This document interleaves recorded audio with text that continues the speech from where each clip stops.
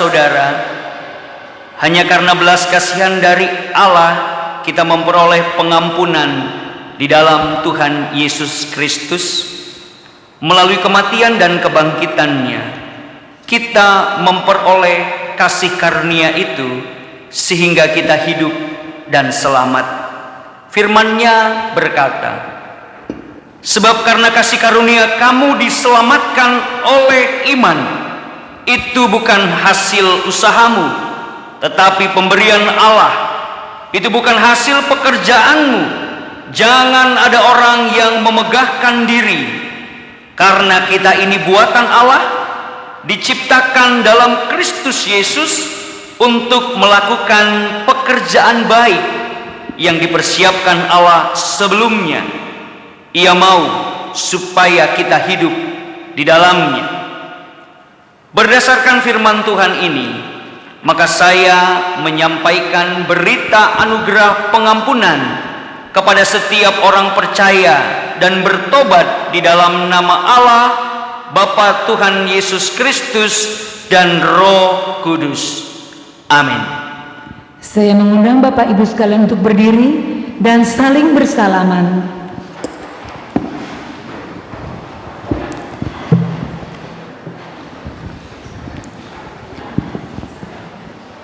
Kita bersama-sama membaca 3, 2, 1. Tuhan mengasihi dan mengampuni kita.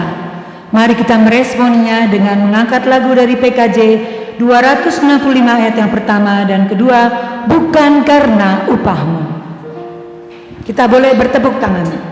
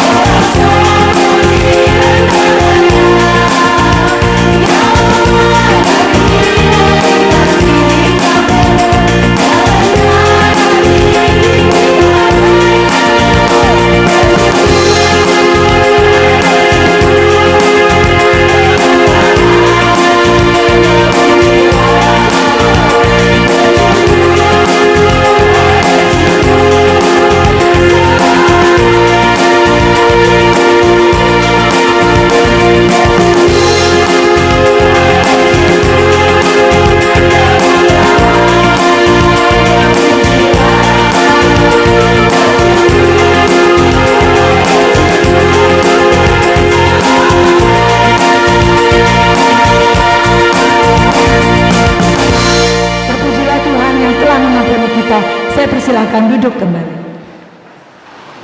Jemaat Yesus Kristus yang bersuka cita oleh karena anugerah Tuhan yang besar, marilah kita datang kepada Tuhan berdoa, memohon urapan Allah Roh Kudus bagi setiap kita untuk menerima firman Tuhan. Mari kita berdoa. Bapa yang penuh kasih, Allah yang kami kasihi, yang kami sembah di dalam nama Tuhan Yesus Kristus, di pagi hari yang indah, di hari di mana Engkau berkarya atas anak-anak-Mu, kami datang kepada Tuhan dalam kebaktian ini, bersyukur dan selalu bersyukur oleh karena kebaikan dan kemurahan Tuhan. Kami juga datang dalam kerendahan hati sebagai anak-anak yang rindu terus mendengar Bapa kami bersabda kepada kami. Oleh karenanya kami bermohon kepadamu ya Allah dalam kemurahan-Mu, berkatilah hamba-Mu ini menyampaikan kebenaran Tuhan, firman-Mu bagi setiap umat Tuhan. Berkatilah setiap kami ya Allah Roh Kudus, untuk kami mengerti dan memahami kebenaran-Mu, hidup di dalamnya, melakukan cinta kasih Tuhan di dalam kehidupan kami, sehingga kami menjadi murid-murid Kristus yang memuliakan Engkau. Kiranya Engkau berkenan kepada kami ya Bapa. Lihatlah, perhatikanlah kerendahan hati anak-anak-Mu ini, dan kami bermohon kepada Tuhan, berfirmanlah atas kami ya Bapa, karena anak-anak-Mu siap mendengar Engkau berbicara. Dalam Kristus Yesus Tuhan kami berdoa. Amin. Sidang jemaat yang diberkati oleh Tuhan Yesus Kristus, firman Tuhan pada pagi hari ini terambil dari surat 2 Korintus pasalnya yang kelima, ayat 14 sampai dengan ayat yang ke-21. 2 Korintus pasal yang kelima, ayatnya yang ke-14 sampai dengan ayatnya yang ke-21. Demikian sabda Tuhan. Sebab kasih Kristus yang menguasai kami, karena kami telah mengerti bahwa jika satu orang sudah mati untuk semua orang, maka mereka semua sudah mati. Dan Kristus telah mati untuk semua orang, supaya mereka yang hidup tidak lagi hidup untuk dirinya sendiri, tetapi untuk Dia yang telah mati dan telah dibangkitkan untuk mereka. Sebab itu kami tidak lagi menilai seorang juga pun menurut ukuran manusia. Dan jika kami pernah menilai Kristus menurut ukuran manusia, sekarang kami tidak lagi menilainya demikian. Jadi siapa yang ada di dalam Kristus, ia adalah ciptaan baru. Yang lama sudah berlalu, sesungguhnya yang baru sudah datang. Dan semua ini dari Allah, yang dengan perantaraan Kristus telah mendamaikan kita dengan dirinya, dan telah mempercayakan pelayanan pendamaian itu kepada kami. Sebab Allah mendamaikan dunia dengan dirinya oleh Kristus, dengan tidak memperhitungkan pelanggaran mereka. Ia telah mempercayakan berita pendamaian itu kepada kami. Jadi kami ini adalah utusan-utusan Kristus, seakan-akan Allah menasehati kamu dengan perantaraan kami. Dalam nama Kristus kami meminta kepadamu, berilah dirimu didamaikan dengan Allah. Dia yang tidak mengenal dosa telah dibuatnya menjadi dosa karena kita, supaya di dalam Dia kita dibenarkan oleh Allah. Berbahagialah setiap orang yang mendengar firman dan memeliharanya. Haleluya.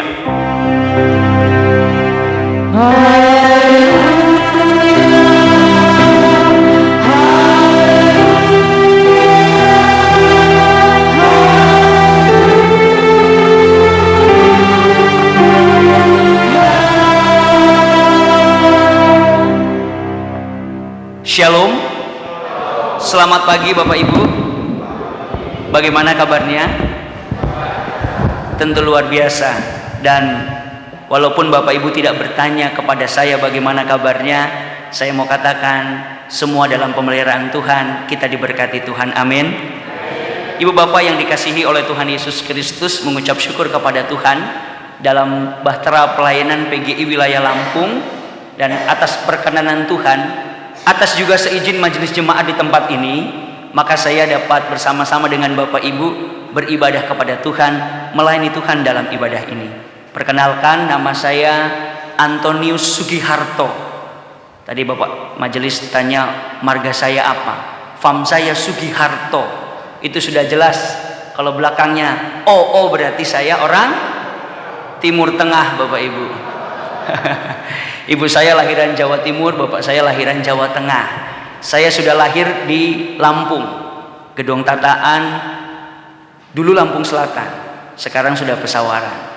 Dan saat ini, walaupun tidak bersama dengan saya sudah punya 1 orang istri dan 2 orang anak, 1 putra dan 1 putri. Titip salam, kirim salam dari keluarga, juga dari majelis jemaat yang Tuhan percayakan kami layani di Gereja Protestan Injil Nusantara Jemaat Ebenezer yang ada di kampung kecil di Natar, Lampung Selatan. Monggo silahkan kalau lewat ke Bandar Lampung bisa kontak saya untuk mampir, hanya sekedar minum kopi, makan berat pun tidak apa-apa. Kalau ada yang mau makan saksang dan panggang pun siap, di sana ada. Bapak Ibu yang diberkati oleh Tuhan, tentu dalam sukacita bersama kali pertama saya beribadah di tempat ini, dan terima kasih untuk sambutan yang luar biasa. Mulai dari saya dijemput di gerbang sana sampai ada di gereja semalam, walaupun tidak perlu ditemani Bapak Ibu majelis, saya bisa tidur nyenyak juga semalam di sana, di mes di tempat saya dan rekan saya menginap. Dan terima kasih untuk ibadah pagi hari ini yang dalam sukacita Tuhan kita diperkenankan beribadah bersama-sama. Ibu bapak yang dikasihi Tuhan, hari ini, pagi ini, dalam kebaktian ini kita ditantang oleh PGI, oleh hamba-hamba Tuhan yang merancangkan satu topik tema dalam bulan Oikumene dalam HUT ke-73 PGI, yakni kasih Kristus menggerakkan dunia menuju rekonsiliasi dan persatuan, diangkat dari teks firman Tuhan yang tadi kita baca. Bapak Ibu yang dikasihi oleh Tuhan, dan bertepatan juga minggu ini secara liturgi kalender gereja adalah hari Minggu Pentakosta. Diingatkan bagaimana Allah berkarya tidak putus, tidak berhenti, bahkan karya Yesus terus dikerjakan di dalam orang percaya, murid-muridnya, melalui orang percaya, murid-muridnya, dan kepada banyak orang. Oleh karenanya Bapak Ibu, tema dan topik ini sangat amat penting kita pahami, kita renungkan, dan tentu juga harus kita lakukan. Maka saya ambil topik sederhana dari tema yang panjang itu, karena kalau saya pikir-pikir, saya pun tidak akan hafal tema itu. Kalau saya bertanya setelah ibadah, apa tadi tema khotbahnya? Panjang Pak, 1 kalimat. Maka saya mencoba meringkaskannya.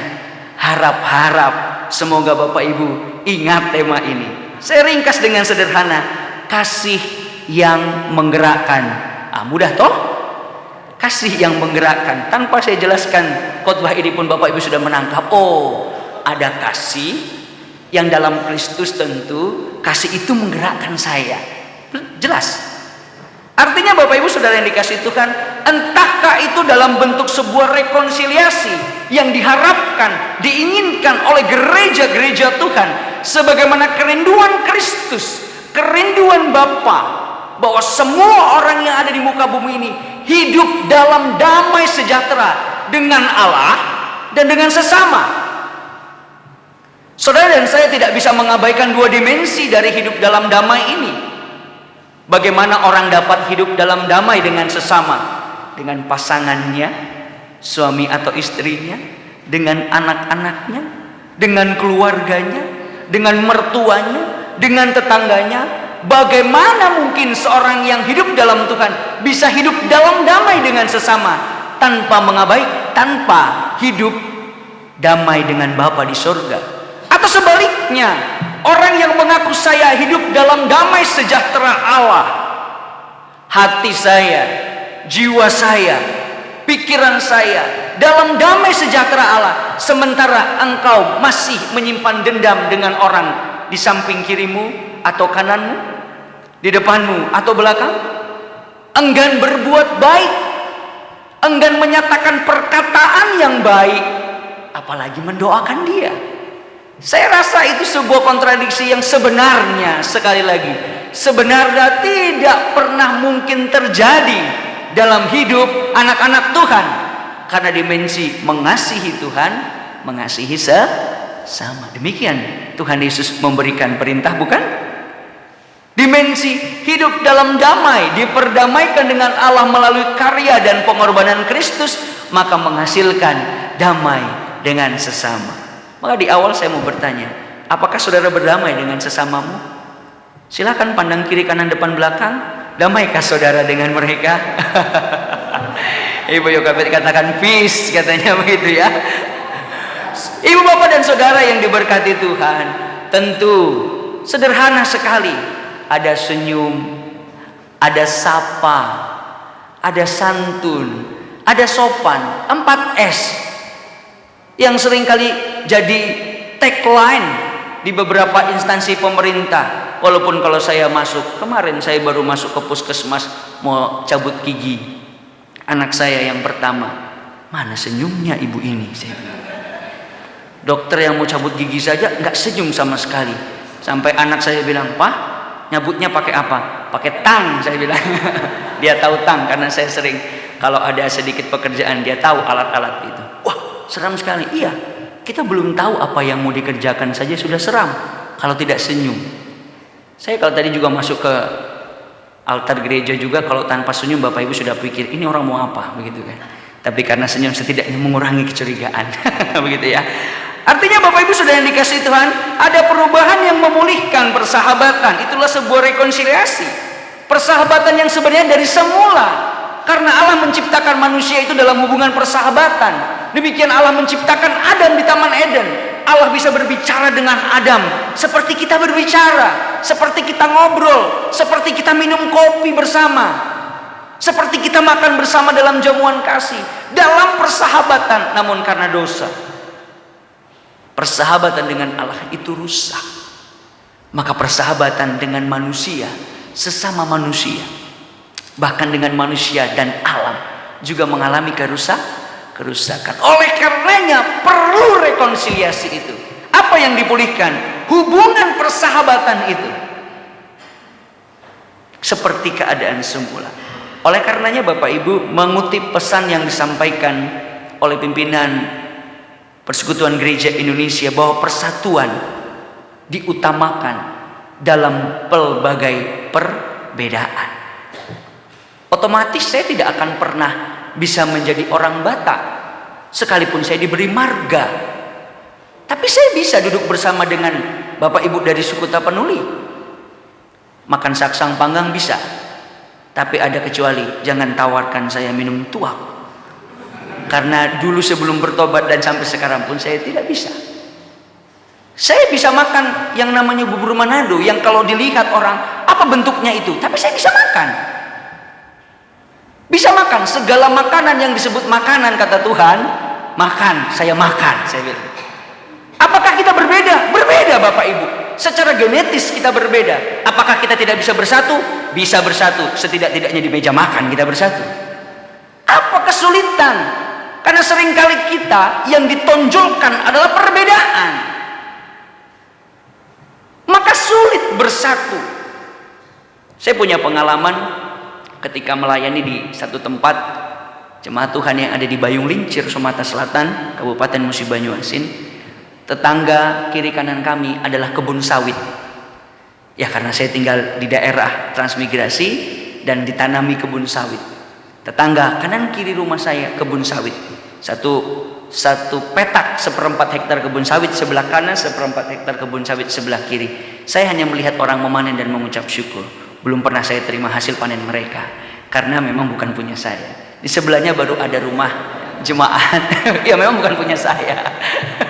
Di sebelahnya sebelah kanan tempat tinggal kami, di pastori kami ada rumah jemaat, pengurus gereja. Di sebelahnya juga warga sekitar, sebelahnya lagi ada warga sekitar. Karena daerah transmigrasi, maka diberi 1 hektar di kebun dan 1/4 hektar untuk rumah. Ada banyak orang yang 1/4 hektar pun ditambahi untuk jadi perkebunan, begitu. dalam waktu bulan puasa, bulan suci Ramadan, saudara-saudara kita. Karena saya bersyukur Bapak Ibu menolong saya, Tuhan diperhadapkan dengan banyak situasi dan kondisi, mendewasakan iman, mendewasakan karakter, sehingga pada banyak pengalaman bisa berhubungan, berkomunikasi dengan banyak orang. Anak dari tetangga datang, "Om," dia panggil saya, "jare mama kono ngomah melok buka puasa." Wih, saya tahu ya Bapak Ibu artinya ya. Kata mama suruh ke rumah ikut buka puasa. Ya, namanya Azam, anak kecil ini. Anak kami waktu itu masih berusia di bawah 6 bulan kalau saya tidak salah. Ya, itu puasa hari pertama. Berikutnya lagi masih ada 3 hari atau 4 hari setelah itu, sampai genap setelah selesai bulan puasa.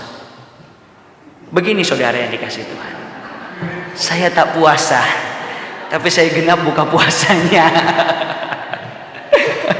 Saya mau katakan apa poin pentingnya? Kalau ada saudaramu yang tidak bisa menerima masakan, yang tidak bisa makan di rumahmu oleh karena satu dan lain hal, tapi kan saudara bisa menerima makanannya. Tapi saudara bisa duduk di rumahnya toh. Saudara bisa makanan yang dia masak. Apa sulitnya? Kasih Kristus tidak pernah dibatasi oleh perbedaan. Amin. Karena kasih Kristus itu menyatukan. Maka dari topik yang sederhana tadi, kasih yang menggerakkan, saya hendak mengajak kita untuk berpikir memang global dunia ini, karena Yesus tidak pernah tanggung-tanggung kalau memerintahkan muridnya. Nggak pernah ada satu tempat saja, tapi Tuhan bilang sampai kemana? Ujung bumi. Maka sampai ke ujung bumi ada orang Kristen, ada anak Tuhan, betul toh? Dimanapun di ujung bumi masih ada langit, masih ada air, masih ada udara oksigen untuk bernafas. Saya percaya di sana ada anak-anak yang percaya kepada Kristus. Maka berpikir global, tapi mari kita juga bertindak lokal. Kasih yang menggerakkan. Pertanyaan untuk kita renungkan, bagaimana kasih itu menggerakkan saudara dan saya? Oh, mujizat Tuhan akan menggerakkan saya. Oh ya, ketika saya bernyanyi berdoa kepada Tuhan, kasih itu pasti menggerakkan saya. Oh ya, ketika firman Tuhan diberitakan, saya terima, keluar dari pintu gereja, kasih itu menggerakkan saya. Saya mau lihat nanti, keluar dari pintu gereja, masih ada yang cemberut dengan sesamanya atau tersenyum. Dalam arti, kita mampu mengampuni orang lain, mampu melihat perbedaan sebagai sebuah kekayaan. Tentu kasih yang tidak meniadakan kebenaran. Salah pun tetap ditegur, benar pun tetap disanjung. Itulah kasih yang Tuhan berikan kepada umat manusia. Bagaimana kasih itu menggerakkan? Saudara-saudara yang diberkati Tuhan, mari perhatikan ayat 14 dan ayat yang ke-15. Ada sebab kasih Kristus, ada klausa utama, ada penyebab utama setelah ayat-ayat selanjutnya. Apa penyebab utamanya? Sebab kasih Kristus yang telah menguasai kami. Apa yang disaksikan oleh Rasul Paulus kepada jemaat di Korintus ketika diperhadapkan dengan persoalan tantangan dalam pelayanan. Ada banyak lawan-lawan mereka yang mendakwa mereka dan pelayanannya. Maka Rasul Paulus mengingatkan kepada jemaat yang ada di sana, satu-satunya yang membuat kita dapat digerakkan oleh kasih adalah karena kasih Kristus menguasai. Kata menguasai itu seperti, kalau saya ibaratkan, Bapak Ibu punya kedua belah tangan, kemudian menggenggam sesuatu dengan erat dengan kedua belah tangannya, menggenggam dengan erat sehingga nggak ada pilihan lain, dia tetap berada di situ. Atau ibu-ibu ada yang biasa menghias kue tart, nah itu kan ada cetakan ya, yang bikin hiasannya lah, itu saya kurang paham namanya, itu ya, begitu ya, di kue tart ada begitu. Itu selalu ada alat. Atau kalau saya ingat zaman dulu ibu saya itu ya plastik diisi mentega putihnya itu, dilubangi sedikit ujungnya, dipencet gitu kan, begitu. Seperti itu. Atau seperti bapak-bapak atau saudara-saudara yang mau cuci kendaraan bermotornya pakai selang, Kalau ada alat, syukur bagus. Tapi kalau tidak, dipencet ujung selanya, diarahkan lebih kuat, lebih kencang. Itu maksudnya dikuasai, ditekan, dihimpit, didesak, kadangkala juga mengalami penderitaan dan kesusahan untuk pada suatu arah yang jelas, untuk pada suatu sasaran yang jelas. Itu maksud kata dikuasai dalam bagian ini.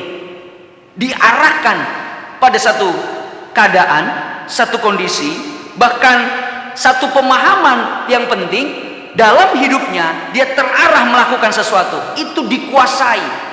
Maka kalau ada orang berkata aku dikuasai oleh Roh Kudus, pasti saudara ditekan oleh Roh Kudus, dikontrol oleh Roh Kudus, maksimum tenaganya menekan saudara untuk hanya melakukan, mengerjakan satu buah hal yang ditentukan oleh Allah, dikhususkan oleh Allah untuk dikerjakan. Itu dikuasai. Maka kata Paulus, tidak ada pilihan lain. Aku memberitakan Injil, tak ada pilihan lain, karena aku didesak dari manapun juga oleh Allah. Ini desakan yang nikmat.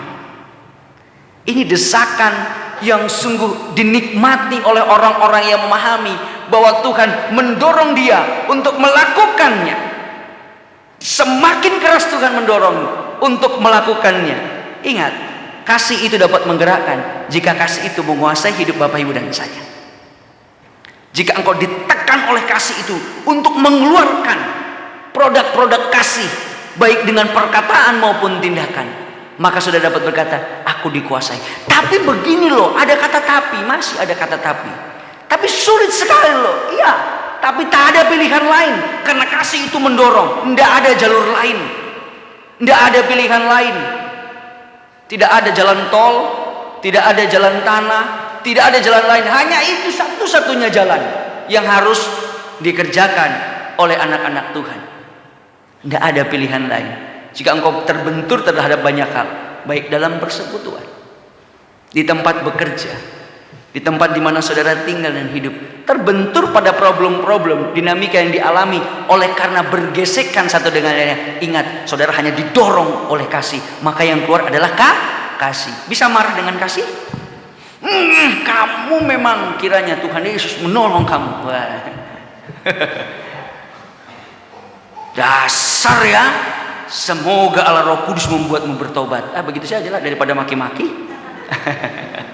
Artinya Bapak Ibu yang dikasihi Tuhan, saya mau bicara dengan sederhana bahwa di mana saudara ada, waktu hidup saudara, tempat di mana saudara hidup, itu sebenarnya tidak ada alasan saudara tidak bisa mengasihi. Karena firman Tuhan katakan bahwa Kristus kasihnya menguasai saudara. Pertanyaannya, kalau tidak bisa mengasihi, jangan-jangan belum dikuasai oleh kasih Kristus. Apakah ada pilihan lain bagi Kristus selain jalan salib? Ketika dia berdoa, jika boleh berlalu cawan ini, tapi jika tidak, tolong aku melakukan kehendak Bapakku. Tidak ada pilihan lain. Makananku melakukan kehendak Bapa.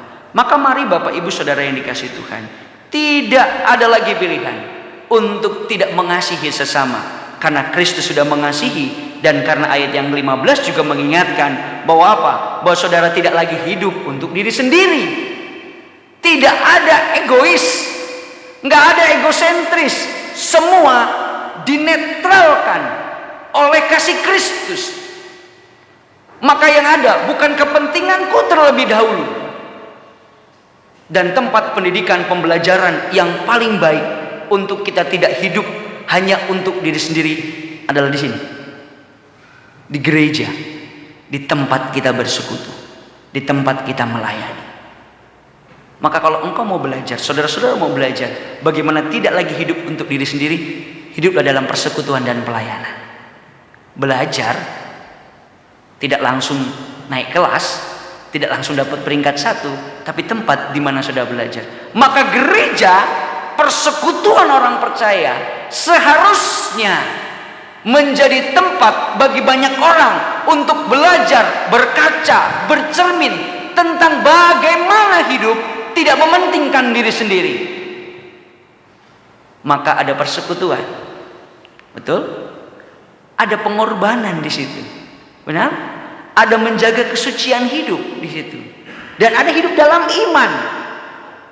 Oleh karenanya Bapak Ibu dan Saudara yang diberkati Tuhan, kasih yang menggerakkan itu dimulai dari dikuasai oleh Kristus.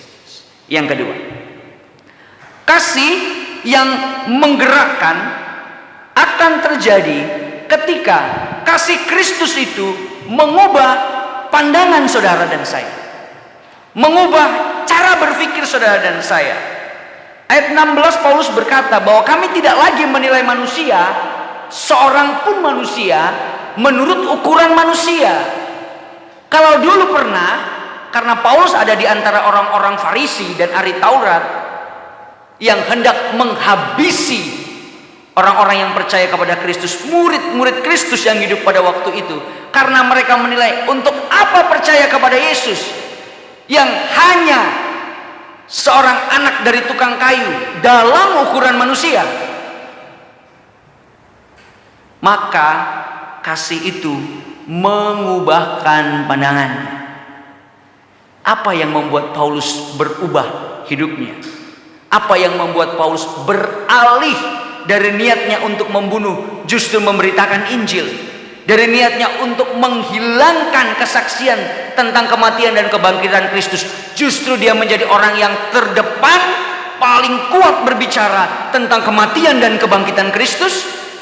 Tidak lain adalah karena kasih yang mengubahkan. Kasih itu bisa didengar oleh orang yang tuli, bisa dimengerti, bisa dibaca oleh orang yang buta huruf sekalipun. Kasih itu bisa menembus hati manusia sekalipun dia sekeras batu. Tidak ada yang lebih kuat dari kasih Kristus yang dapat menembus dinding-dinding yang tebal untuk meniadakan perbedaan, untuk mengutamakan bahwa setiap orang harus menerima Kristus. Oleh karenanya Bapak Ibu, mari coba lihat bagaimana cara hidup kita. Apakah kita masih menilai sesama kita dengan falsafah orang pada waktu itu 3B? Bibit, bebet, bobot. Saya coba cari-cari apa arti bebet ini gitu kan. Ya intinya itulah begitu. Menilai menurut ukuran manusia, pasti begitu.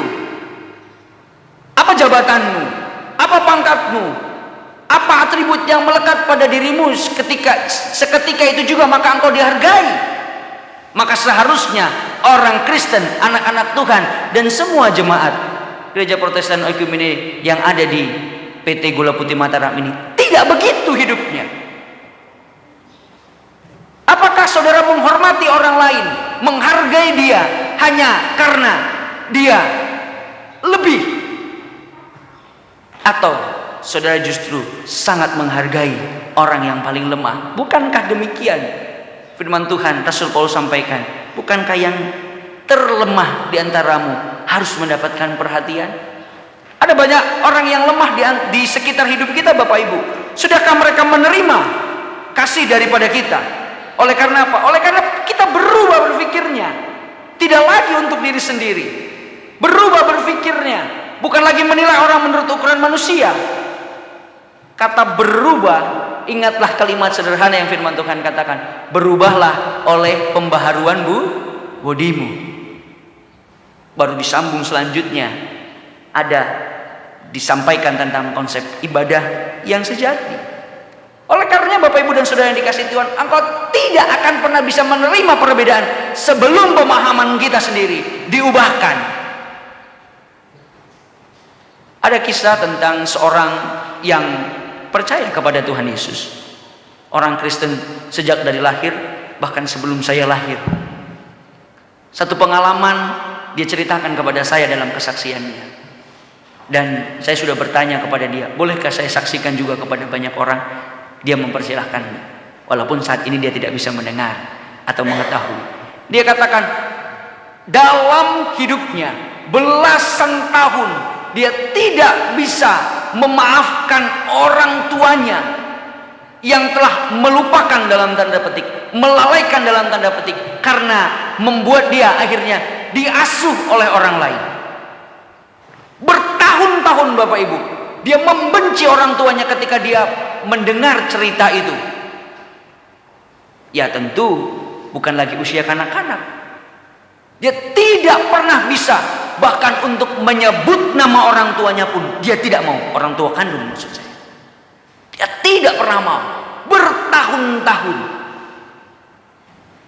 Maka dia kisahkan ada hal yang menarik saat persekutuannya dengan Tuhan secara komunal di gereja, tapi dia merasakan persekutuan itu secara pribadi. Ketika dalam satu ibadah memperingati Jumat Agung, ditayangkan cuplikan video pendek dari bagian film The Passion of Christ.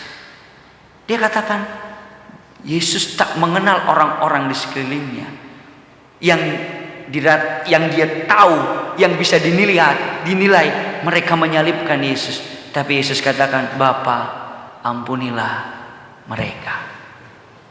Seketika itu juga dia merasa bahwa dia ada dalam kesalahan yang besar. Diubahkan pandangannya, diubahkan pengertiannya, diubahkan pemahamannya, sehingga dia mampu menerima. Dia berkunjung mencari orang tua kandungnya dengan berbekal alamat dari orang tua yang mengasuhnya.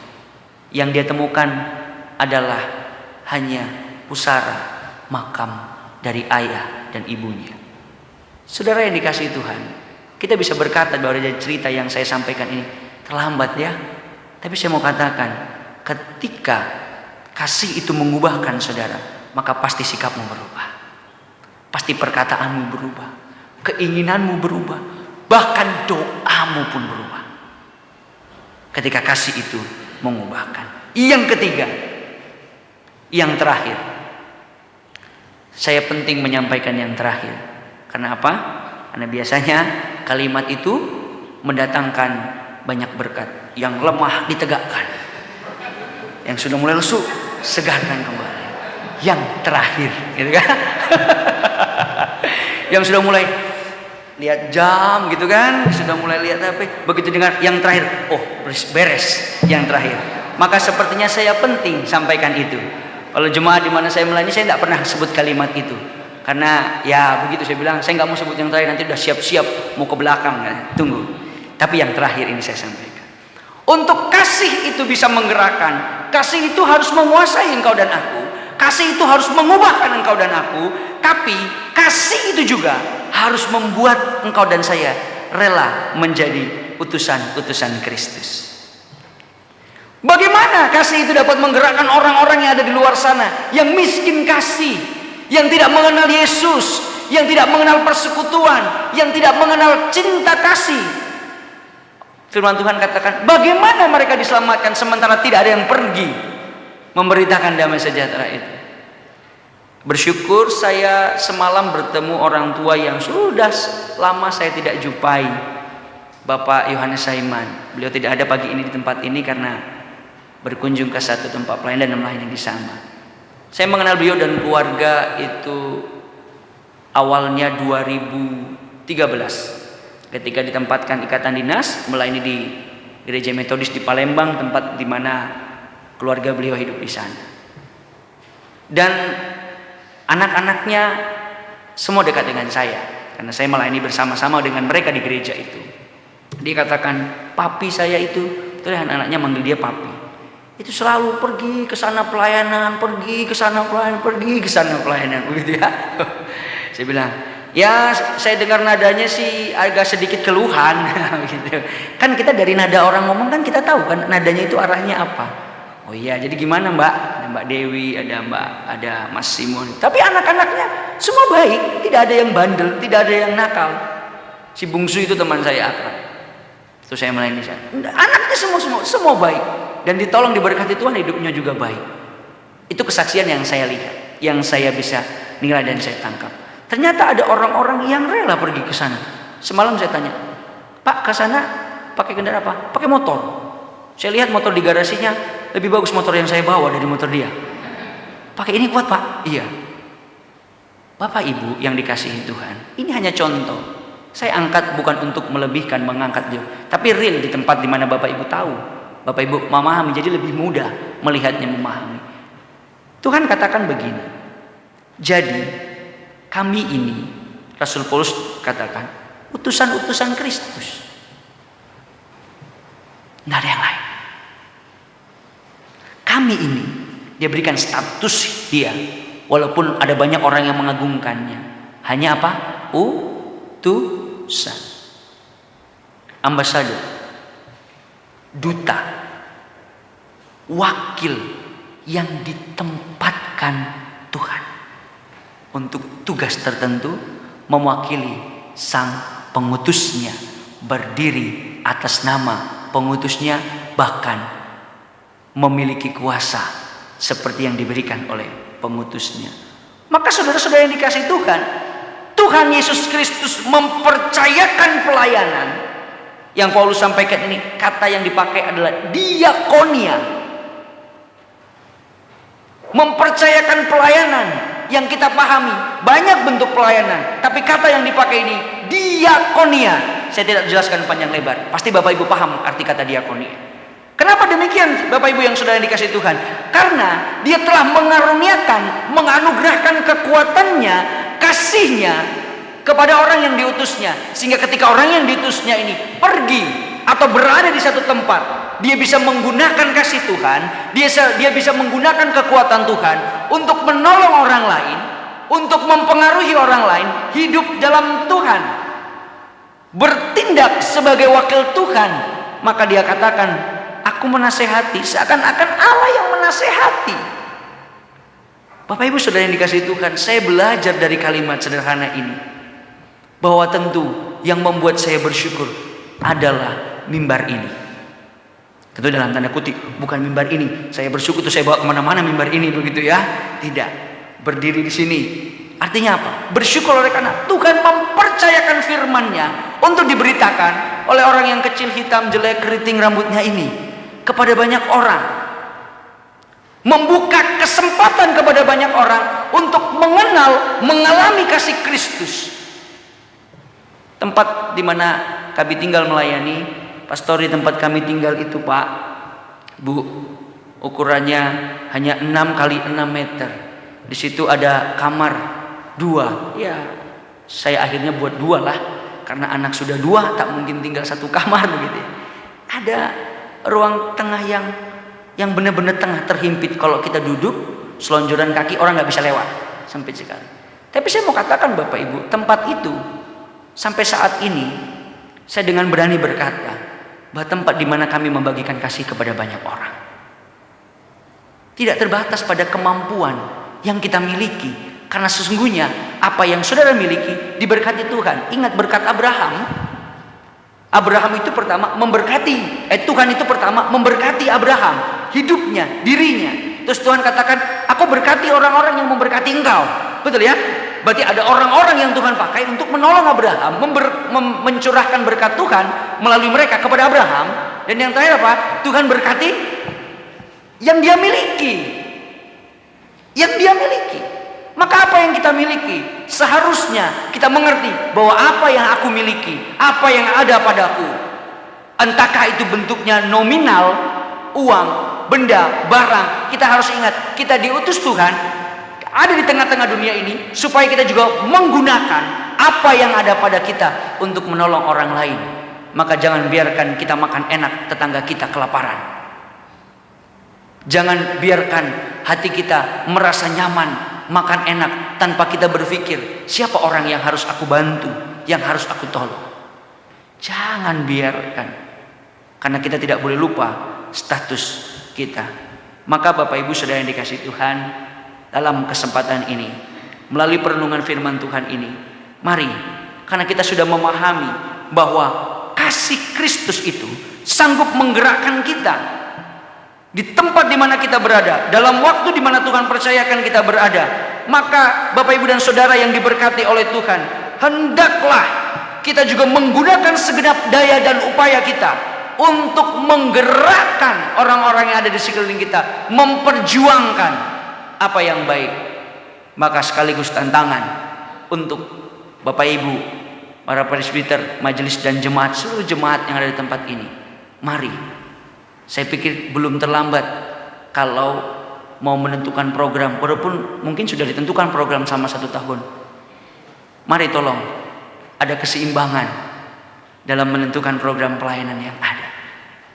Mana program-program pelayanan yang benar-benar menyentuh orang-orang yang belum mengenal Yesus. Harus ada. Sekalipun itu hanya sederhana, sekalipun itu hanya berbagi nasi kotak, sekalipun itu hanya berbagi bingkisan yang kecil, tapi harus ada dalam pelayanan. Izin ya Pak Ketua, bolehkan menyampaikan itu. Artinya apa Bapak Ibu? Dalam bagian ini kita juga diingatkan, mustahil omong kosong kita bicara tentang rekonsiliasi dunia, kesatuan, kalau kita tidak pernah bertindak lokal walaupun berpikir global. Ada tindakan-tindakan yang nyata. Kita telah memahami kasih Kristus yang menggerakkan, karena kasih Kristus itu menguasai, karena kasih Kristus itu mengubahkan, karena kasih Kristus itu mengutus.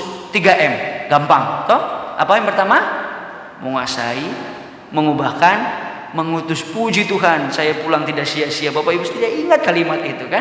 Daripada saya bicara tinggi, panjang dan lebar tentang tema itu, maka saya sederhanakan. Dikuasai, diubahkan, diutus. Jadi sekarang mari gunakanlah apa yang ada pada kita untuk melakukan kehendak Bapa di sorga. Dunia harus penuh dengan cinta kasih Tuhan. Amin. Bapak Ibu yang dikasihi Tuhan, saya berikan kesempatan bagi kita untuk merenungkan firman Tuhan ini, merenungkan keberadaan kita, mengintrospeksi kita masing-masing. Akankah kita sudah menjadi orang-orang yang dikuasai oleh kasih Kristus? Akankah kita sudah menjadi orang-orang yang terus mengalami perubahan, pembaharuan dalam hidup kita melalui di dalam kasih Kristus itu? Bahkan akankah kita sudah menyadari bahwa kita adalah orang-orang yang diutus oleh kasih Kristus itu untuk tinggal di tengah-tengah dunia ini? Mari masing-masing kita merenungkan diri di hadapan Tuhan.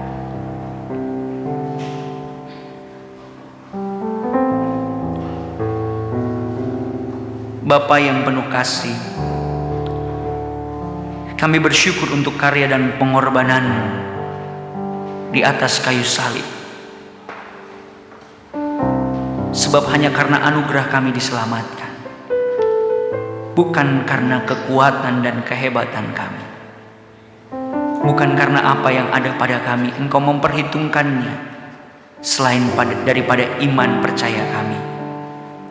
Bapa yang maha baik, kami bersyukur untuk hari ini, karena firman-Mu sudah mengingatkan kami, menegur kami, menolong kami untuk dalam pimpinan Tuhan, hidup dalam kasih yang menggerakkan kami secara pribadi, menggerakkan keluarga kami, menggerakkan persekutuan pelayanan umat Tuhan, bahkan menggerakkan banyak orang untuk mengalami kasih Kristus itu, untuk mewartakannya dalam perkataan dan tindakan-tindakan nyata. Maka hamba berdoa ya Bapa, Engkau mengaruniakan kepada jemaat Tuhan di tempat ini, masing-masing mereka dalam segala keberadaan, dengan apa yang menjadi beban pergumulan mereka. Kami tahu Tuhan, menjalani hidup ini tidak sesederhana membalikkan telapak tangan, tetapi kami percaya bersama dengan Kristus. Kami mau katakan, tidak ada yang mustahil bagi anak-anak-Mu. Mereka yang lemah Tuhan kuatkan, mereka yang beban berat Tuhan lepaskan dari letih lesu mereka. Dan setiap anak-anak Tuhan dalam kehidupan pekerjaan dan usaha juga ditolong dan diberkati oleh Tuhan. Kami bersyukur untuk firman-Mu. Allah Roh Kudus, karuniakan kekuatan kepada kami untuk kami bisa melakukan firman Tuhan ini. Terpujilah nama Tuhan Bapa kami. Kami berdoa dan bersyukur untuk firman-Mu dalam nama Tuhan Yesus. Amin. Amin. Terima kasih atas pelayanan Bapak Pendeta Antonius Sugiharto. Kiranya Tuhan berkati kehidupan pelayanan dan keluarga. Bapak Ibu yang terkasih dalam Yesus, kita akan mendengarkan kesaksian pujian dari kaum ibu. Saya persilakan ke depan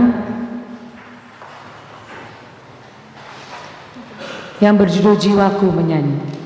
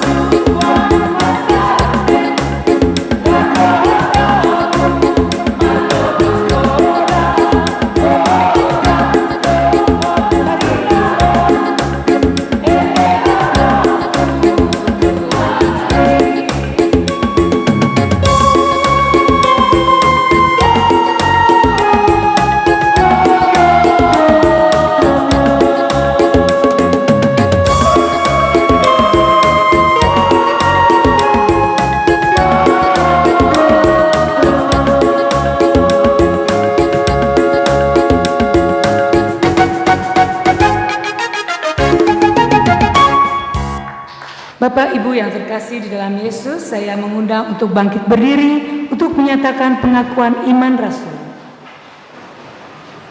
Sebagai orang percaya, marilah kita membarui pengakuan percaya kita dengan bersama mengucapkannya. Demikian, aku percaya kepada Allah, Bapa yang Maha Kuasa, Khalik langit dan bumi, dan kepada Yesus Kristus, anaknya yang tunggal Tuhan kita, yang dikandung daripada Roh Kudus, lahir dari anak darah Maria, yang menderita di bawah pemerintahan Pontius Pilatus, disalibkan, mati dan dikuburkan, turun ke dalam kerajaan maut. Pada hari yang ketiga, bangkit pula dari antara orang mati, naik ke surga, duduk di sebelah kanan Allah, Bapa yang Maha Kuasa, dan akan datang dari sana untuk menghakimi orang yang hidup dan yang mati. Aku percaya kepada Roh Kudus, gereja yang kudus dan persekutuan orang kudus, pengampunan dosa, kebangkitan daging, dan hidup yang kekal. Amin. Saya persilakan duduk. Warta jemaat, kepada yang bertugas saya persilakan. Shalom. Untuk warta jemaat untuk minggu ini, jadwal ibadah sepekan untuk doa syafaat akan dilaksanakan pada hari Selasa 30 Mei dengan pembawa firman Bapak Oslan, liturgos Bapak David, pemusik Bapak Daud. Untuk Rabu 31 Mei ada sermon di gereja jam 7:30 malam. Hari Kamis 1 Juni ada ibadah keluarga jam 7:30 malam bertempat di gereja. Pembawa firman Bapak Hotman, liturgos Ibu Mary.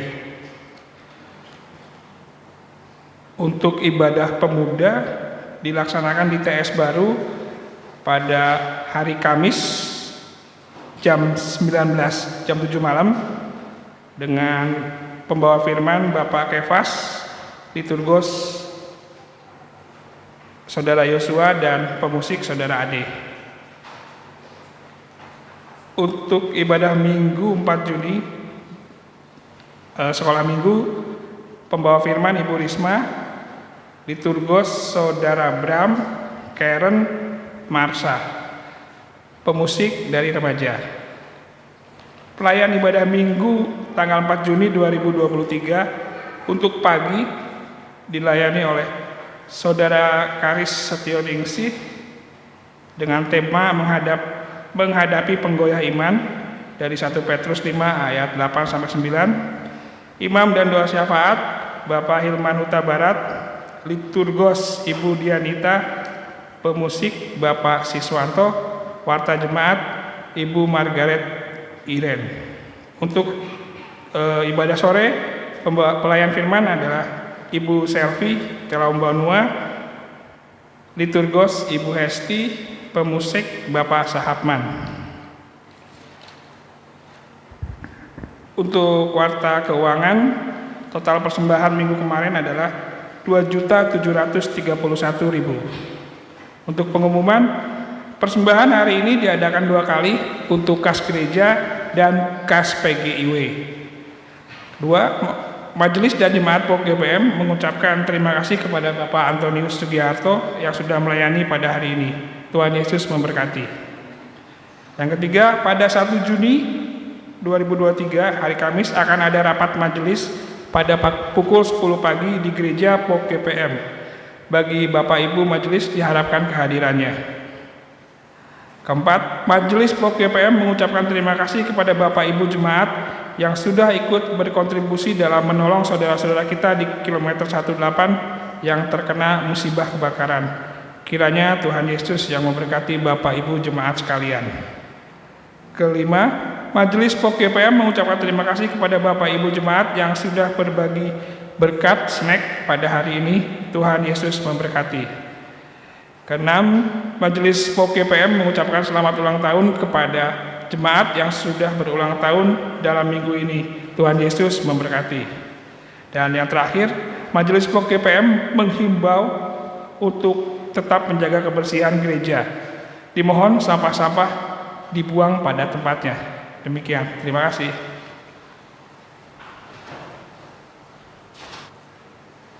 Bapak Ibu jemaat yang terkasih, mari kita menyatukan hati dan pikiran kita berdoa syafaat. Bapa Tuhan Yesus Kristus, terima kasih Tuhan karena pada hari ini Engkau memberikan kesempatan kepada kami untuk saling menguatkan dan saling mendoakan. Ya Bapa, saat ini kami berdoa khusus untuk perdamaian dunia dan rekonsiliasi Tuhan. Tuhan, Engkau mencurahkan roh damai-Mu Tuhan bagi seluruh bangsa di bumi ini Tuhan. Biarlah kasih Kristus tercurah bagi bangsa-bangsa di dunia, bahkan seluruh bangsa-bangsa yang saat ini sedang bertikai Tuhan. Biarlah Roh Kudus tercurah Tuhan, roh damai sejahtera tercurah Tuhan bagi seluruh bangsa-bangsa di dunia Tuhan. Ya Bapa, kami juga berdoa Tuhan, khususnya bagi bangsa kami Indonesia, bangsa yang kami tinggali, kiranya Engkau senantiasa memberikan perlindungan bagi bangsa kami. Ya Tuhan, kiranya Engkau menjauhkan bangsa Indonesia dari bencana, dari malapetaka serta pertikaian antara suku dan agama. Satukan hati kami semua ya Bapa, sehingga kami bisa memberi dampak yang baik bagi bangsa tercinta ini.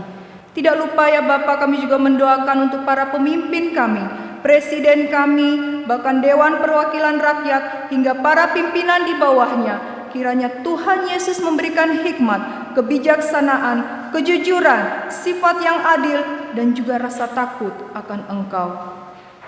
Bapa yang baik, kami juga berdoa Tuhan pada saat ini Tuhan, untuk persatuan tubuh Kristus, pelayanan PGI, bahkan gereja-gereja di dunia, di Indonesia Tuhan, bahkan seluruh hamba-Mu Tuhan yang terlibat di dalamnya Tuhan, para penginjil yang memberitakan firman-Mu dimanapun Engkau tempatkan mereka Bapa. Di dalam nama Tuhan Yesus, Engkau mengurapi, memberikan kekuatan yang baru, kegairahan yang baru. Biarlah perlindungan-Mu sempurna atas hamba-hamba-Mu ini Tuhan.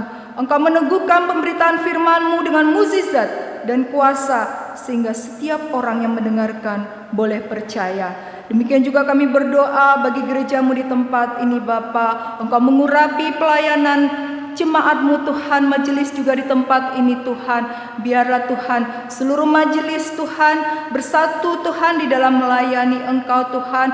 Biarlah Tuhan semua majelis-Mu Tuhan memiliki kasih yang menggerakkan dimanapun kami berada Bapa. Urapi Tuhan gereja-Mu di tempat ini Tuhan, semakin berdampak Tuhan Yesus bagi sesama kami Bapa. Terima kasih Tuhan, inilah doa kami.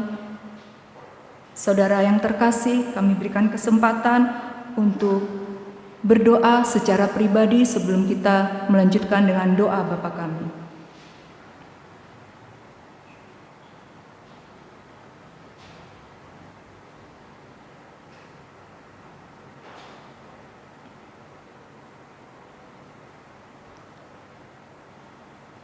Mari kita sempurnakan doa kita dengan doa Bapa kami. Bapa kami yang di surga, dikuduskanlah nama-Mu, datanglah kerajaan-Mu, jadilah kehendak-Mu di bumi seperti di surga. Berikanlah kami pada hari ini makanan kami yang secukupnya, dan ampunilah kami akan kesalahan kami, seperti kami juga mengampuni orang yang bersalah kepada kami. Dan janganlah membawa kami ke dalam pencobaan, tetapi lepaskanlah kami daripada yang jahat, karena Engkaulah yang punya kerajaan dan kuasa dan kemuliaan sampai selama-lamanya. Amin.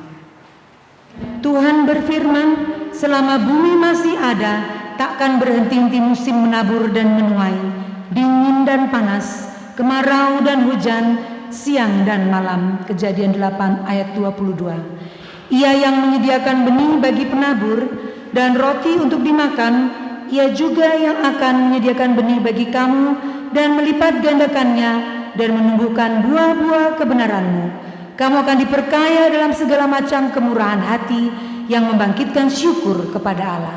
2 Korintus 9 ayat 10-11. Sebagai ungkapan syukur atas kasih pemeliharaan Tuhan atas hidup kita, marilah kita mengungkapkannya melalui persembahan dengan diiringi lagu dari PKJ 264 ayat 1 sampai yang ketiga. Apalah arti ibadahmu?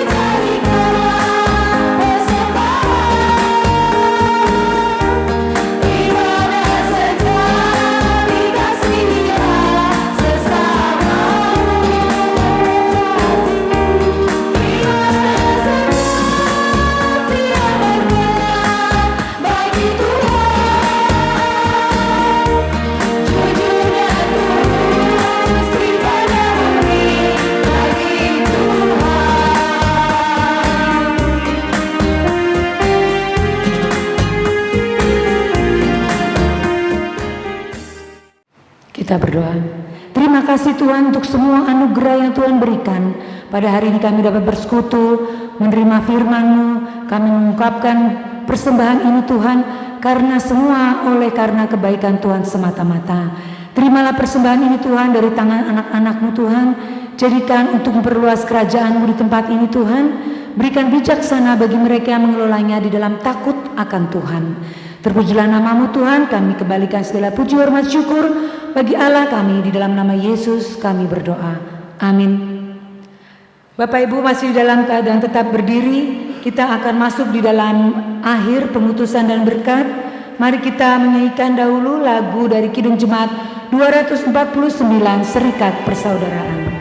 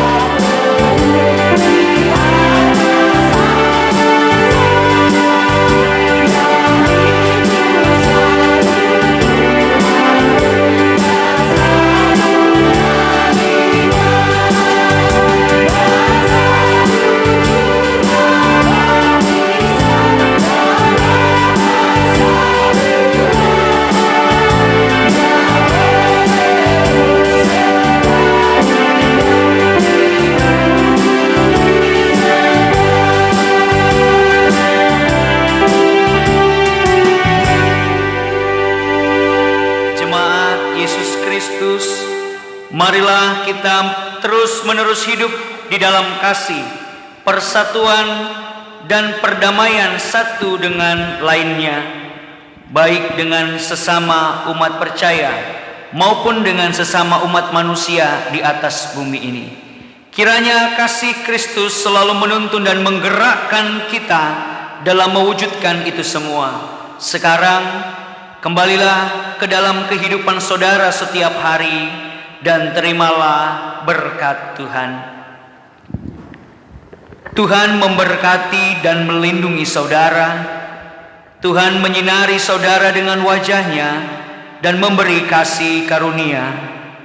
Tuhan menghadapkan wajah-Nya kepada saudara dan memberi damai sejahtera.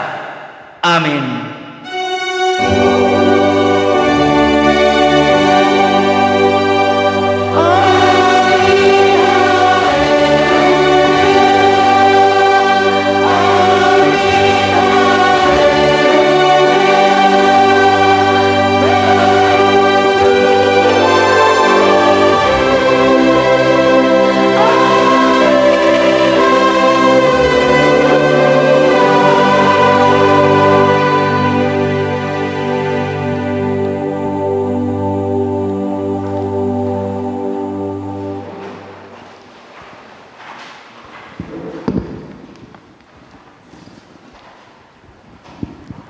Jemaat dipersilakan mengambil waktu teduh sejenak. Ibadah telah selesai. Tuhan Yesus memberkati.